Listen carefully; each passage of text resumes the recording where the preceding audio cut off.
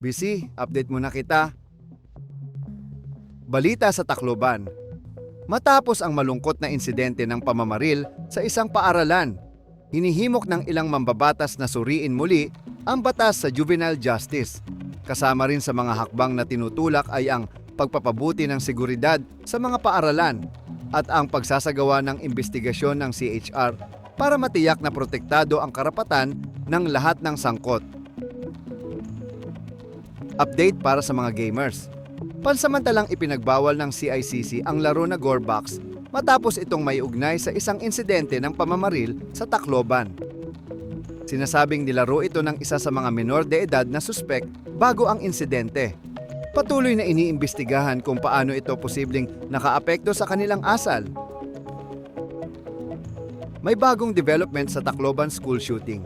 Yung pulis na may-ari ng baril na ginamit sa insidente ay tinanggal na sa kanyang pwesto at kasalukuyang iniimbestigahan.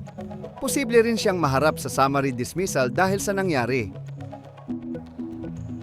Balita mula sa international courts, inextend ng ICC yung deadline para sa mga observations sa health report ni dating Pangulong Duterte. Ito ay matapos mag-request ang prosecution dahil sabay-sabay ang ibang submissions. Sa ngayon, patuloy pa rin ang mga pagdinig at inaasahang magtutuloy-tuloy ito sa mga susunod na buwan. Para sa mga sumusubaybay sa impeachment proceedings, may delay sa pre-trial ni VP Sara Duterte dahil sa backlog ng mga dokumento. Nagdagdag na ng mga team para mapabilis ang proseso ng pagmamarka ng ebidensya. Hangad nilang matapos ito bago magsimula ang trial sa July 6.